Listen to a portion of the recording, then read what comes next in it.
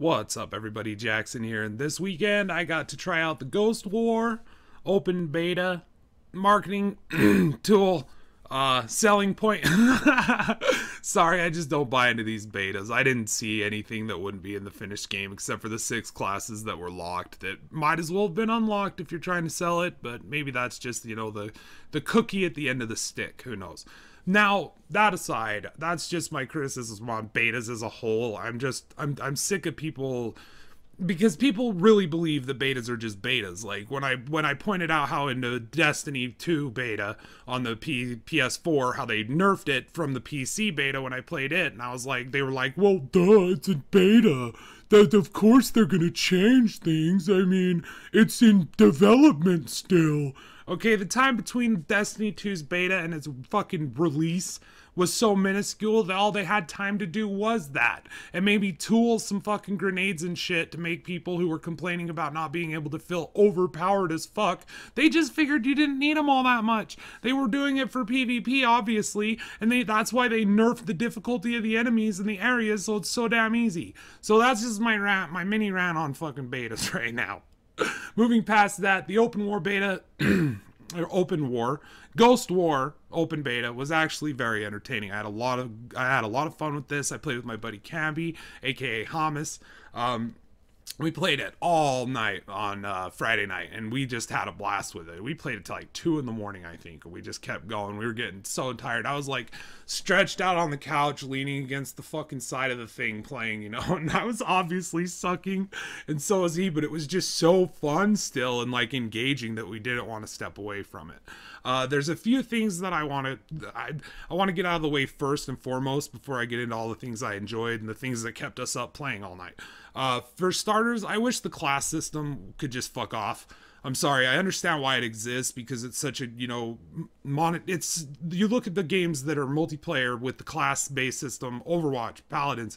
I mean, there's Battleborn, Battleborn isn't successful, obviously, but I mean, Heroes of the Storm, one could argue that it's also in the MOBA. Basically anything where there's a hero and you pick that class and like he has a specific set of things, it's popular. In this, I don't feel like it works because these aren't characters who have personalities or unique things. These are all things that I've already played in the main campaign, and I sort of wish that they had gone more instead of this 12 classes, which are fun. I mean, they and I see what they're going for, and you're going to be able to see like a lot of strategy on the part of the 4-man combo, like what are we going to pick, and that's going to play into what you're doing on the field and everything like that, which is awesome, and it's really fun with the tactical team play that's necessary here. But at the same time, I wish that I could just have a Black Ops 2 sort of thing here for me, where I could just, pick and choose.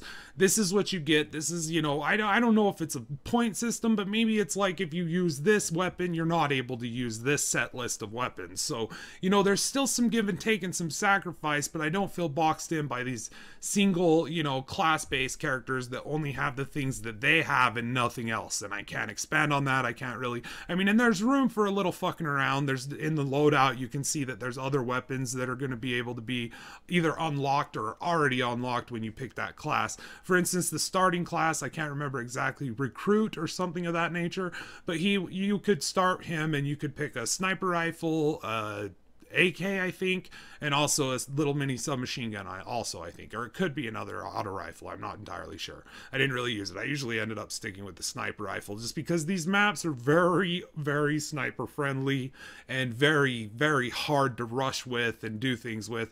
I did play the tank, and the tank class was a little more beefy. I was able to get some movement, but by the time I was able to clear cover to cover with a sprint, like a sniper had popped me once or twice, and I was basically dead at that point. So wherever I ended up, that's where I was holed up. Now, that said, so that's my first thing, the classes. I wish that wasn't like that, and I kind of segued into my second thing, which is the maps. I wish that there were, and I hope that there will be. I don't know that this is all the maps that are going to ship with this. This is a free add-on, by the way. Like, anyone who owns Ghost Recon is getting this. Like, Wildlands, this fucking game, it's got so many titles. Tom Clancy's Ghost Recon, Wildlands, Ghost War, fucking PvP. That's literally what, I mean, that could be the title of my video. It's clickbaity as fuck, and it works. That's the entire name of this game. The fucking, anyway, sorry. It's such a mouthful. I've been trying to figure out how to, I was just like, I'm gonna call it the Ghost War fucking PvP. Like, the Wildlands add-on. Free, blah, blah, Tom Clancy, blah, blah. See, now I'm getting into a loop in my head. Sorry, everybody. It's too many goddamn names. It's a mouthful. Anyway, so that's the maps. The maps, I hope that there's a lot more, like, I mean, I think it would be awesome to have, like, in the middle of a city where it's, like, from cover to cover, so there's more room. Like, I'm hoping that there's more like that. The maps that the PvP beta, the beta featured, they were all very open, very, like I said, sniper friendly. You had the instinct to either play, you know, like just the recruit, so you could have a sniper rifle, or a scout, so your sniper on your team. My buddy Cam was playing a sniper, so he could actually be able to see these guys in the sniper before they had him down, because they had been playing all day, and they had these spots figured out that we slowly started to figure out during the night, and we started to work out these maps.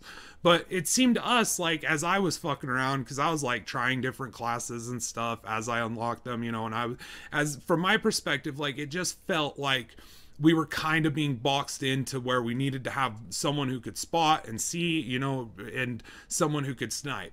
And because that was the combo on the enemy team that was always countering everything we tried to do. If we tried to rush, tried to gain cover to cover and move up on them. So that's another problem. I wish there were at least a couple of maps that were more like, I think it would have been cool just to be in one of those cities that you take it, or one of those strongholds you take in the game. I think that would have been awesome. Now, moving past that, though, what I love about the maps, now let's just dip into everything I love. What I love about the maps, I love that the weather and the time of day changes. So you can spawn in on one of these maps, and it can be nighttime in the rain. You can spawn into one of these maps, it could be broad daylight with fog, or just broad daylight, clear as day, and that's when it's like, okay, snipers, let's all just sit right here and fucking, I'll crawl that way, and I'll send up my drone, and I'll find some fucking people for you to shoot. And if they even need me, because it's broad daylight. But, you know, in situations where it's like nighttime and it's raining, and like, that's when it gets to the point where it's very, very intense. You can't really tell what's going on, and that's when a scout is definitely very useful, because as the scout's drone is able to see spots pop up. That's what I ended up playing a lot of, was the scout. So I see what they're doing. And the thing that sucked was the scout, I could only have an SMG, and I was like, man, I wish I could have like at least a rifle of some sort. And, you know, I don't want an SMG because it's all close quarters, and I can't really get up close. You know, I can pop shots off in the, you know, one single, you know, with the burst fire turned on, but it's just still, I don't know. Yeah, that's my only real problem with it, is I really wish that I could curtail my class a little bit more to what I like, less than like, I see that they had the archetypes. They was like, hey, this is, and it'll work well with each other, and like, you know what I mean, and it's got some very good thought put into it, but it kind of takes away from my thought, you know, and my decision, you know, like, what do I want to try? And it kind of limits me into this box of like, I mean, it's a pretty big box, there's 12 of them, so like, it's not like they're giving me like 5 or 6, but still, it's just like, I don't know. And that might, you know what, it's probably more closely related to Rainbow Six Siege, I'm sure. The reason they wanted to do the hero classes, because that's been very successful. That's a Tom Clancy game. That's, you know, it comes in seasons now. But I hear it's a lot of fun from friends who have played it. So those are my overall thoughts on this. Playing it with my buddy, my nephew got a copy of this game too. My buddy Chris has a copy. My buddy Rain has a copy. He's actually the one who purchased my copy of this game. So like, this is gonna add like to our value. And in my opinion, like, there's not a lot of games nowadays that actually release meaningful free shit to day one owners that actually enhances the value of that purchase. In fact, I can't think of, I mean, aside from The Witcher, who did it, and like, I'm sure there's other examples that I'm not. Hollow Knight, having, you know, only paid $15 for that game, and already there's one DLC out, and there's another one coming that's going to be free. So like, and like, Shovel Knight, there's another one. Those are just little indie guys, but they're constantly updating the game, making the purchase more valuable to the owner, giving them a reason to continually play these games and, you know, enjoy these titles. And this is the sort of thing where, like, Ubisoft, I've gone after them myself, but they get a lot of shit, and, you know, rightfully so in a lot of cases. But I feel like at the same time, we need to give those companies and games that are doing things the right way praise. And I feel like this is a good example of that. And despite the season pass being kind of sort of lackluster, aside from the, oh God, what is it? I can't remember. It was the second one that they released, not the Narco Road one. But my buddy Cam bought me that, and we played through that. Tons of content for 15 bucks. Hours and hours of play. Really good time, fun time, just fucking around, you know, sending helicopters with C4 into the middle of bases just to see if we could blow them up, only to land and find out that that mission is one that we have to be quiet on in order to, you know, pull off. So, like, lots of fun, lots of good times. And it was a great, you know, Narco Road, we looked into it, we weren't interested in it. The vehicles, that's like my buddy Cam's least favorite part, because they handle really crazy. I feel like the cars handle pretty great. I like Jeeps, and the vehicles, the dirt bikes, I enjoy them, but at the same time, like, I enjoy that part because it's, you know, it's getting me to where I need to go, not because it is the game. And that seemed what this was. It was a lot of, like, race challenges and things like that we were just like, nah, we're good. But despite that, this game, it had a season pass that add hours of content onto it. It has now an open, you know, or a free PvP download to anyone who owns the game for this, you know, it's pretty awesome. I think so. And that's why I wanted to do this video. And I got a few more coming out that I've been working on where I've needed to spend time in games and kind of hit end games of places so that I can make my point more clear, because it would just kind of seem bleh if I played a game for 2-3 hours and said, look at all of this stuff I could do in this 2-3 hours. You know what I mean? I don't want to be that type of person. If I go and I make a video about a game, I don't want it to exist simply for clickbait reasons. I want it to exist because I've had extensive time in it, and I, you know, feel like I can offer up a very good opinion and perspective on what that game is and the point I'm making about that game or other games. And so that's been happening.